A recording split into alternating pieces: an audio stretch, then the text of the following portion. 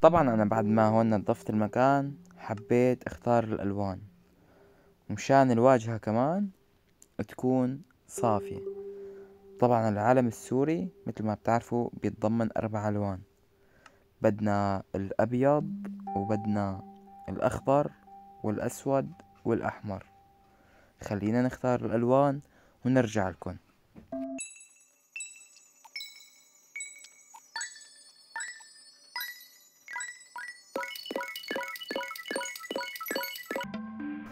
طبعا هون بعد ما اخترنا الألوان ويلي هن الأبيض والأخضر والأحمر والأسود، هون بلشنا نطلع بالواجهة بالخلفية مشان تكون الخلفية صافية وتكون بيضة، مشان يبين العلم على السوا. هون طبعا راح ظبط انا الخلفية بحيث يكون العلم واضح بشكل كويس. طبعا الواجهة هون هاي تاكل وقت، تاكل شغل شوي بصراحة، لكن راح احاول اختصرها معاكن بوقت اقل ان شاء الله. طبعا شباب لازم تكون الارضية بيضة والخلفية كمان بيضة مشان يبين العلم بشكل ممتاز.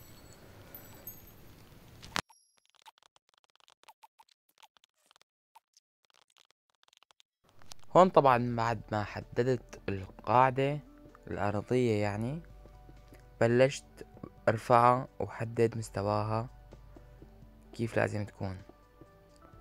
طبعا هذا بياكل شغل ووقت والله، لهيك راح اختصر عليكم الوقت.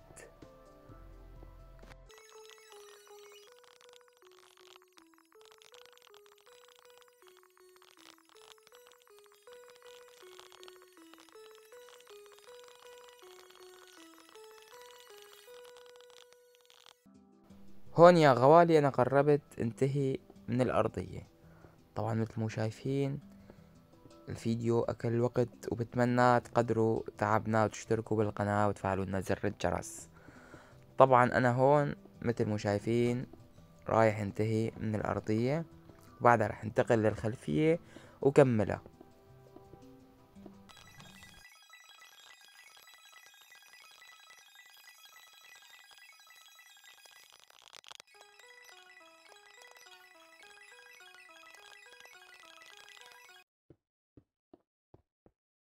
هون مثل مو شايفين اخواتي كملت الجناب مشان ما يكون في فضاوة نحنا وعم نصور العلم. طبعا هون نختم هذا الطرف كمان مشان ما يكون في فضا بالجناب.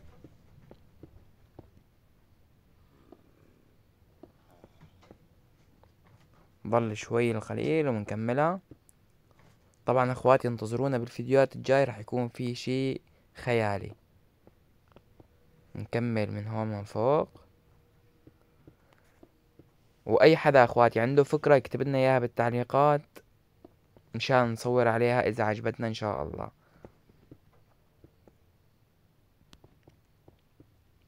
طبعا ماينكرافت راح تضيف شغلات على ما اظن جديدة بالايام الجاي.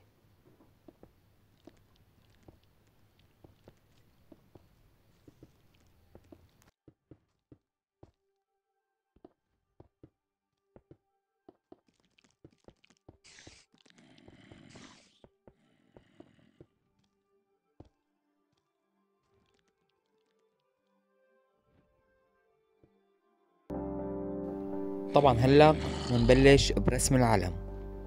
رسم العلم بده يكون كالتالي: الاسود من تحت،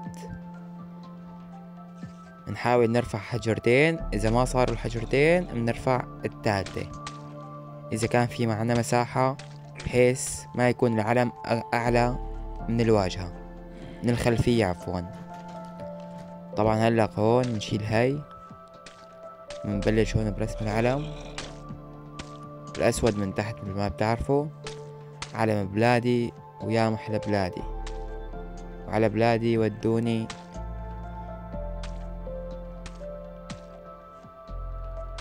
طبعا هون نحاول نرسم العلم،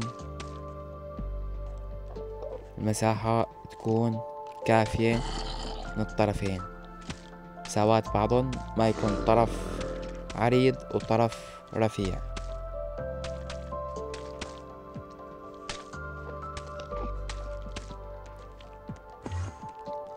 شوف المساحة من هون ومن هون، شوف المساحة. ثواني بس. تمام، نبلش بالحجر الثالث. معانا مساحة كافية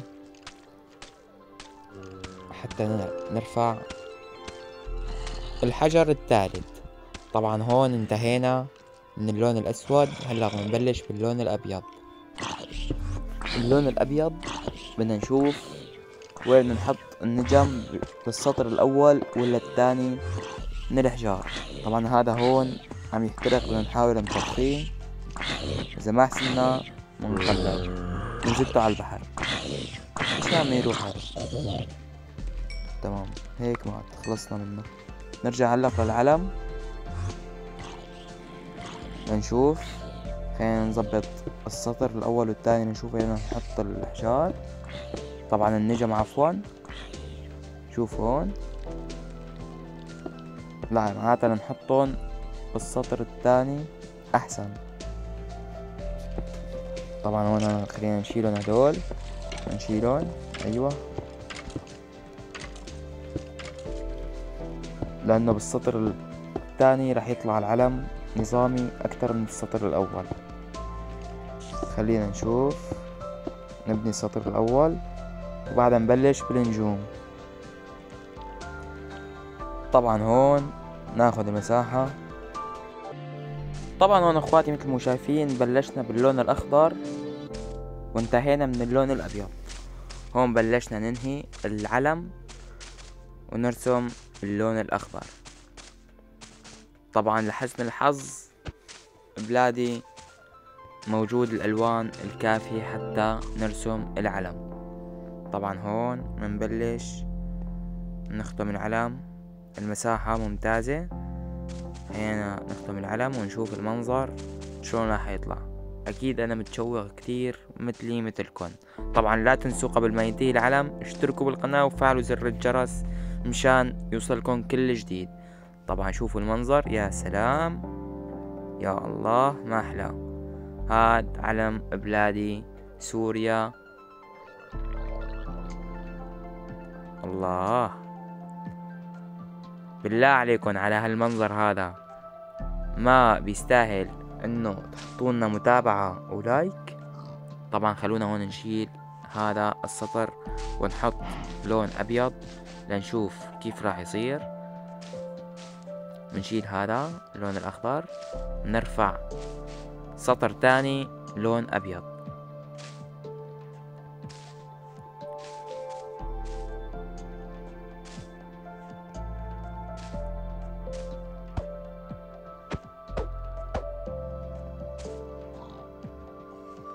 رجعت حطيت اللون الاخضر. طبعا هون حنبلش باللون الابيض، ننصب اللون الابيض لنشوف كيف راح يطلع العلم. افضل، اكيد افضل.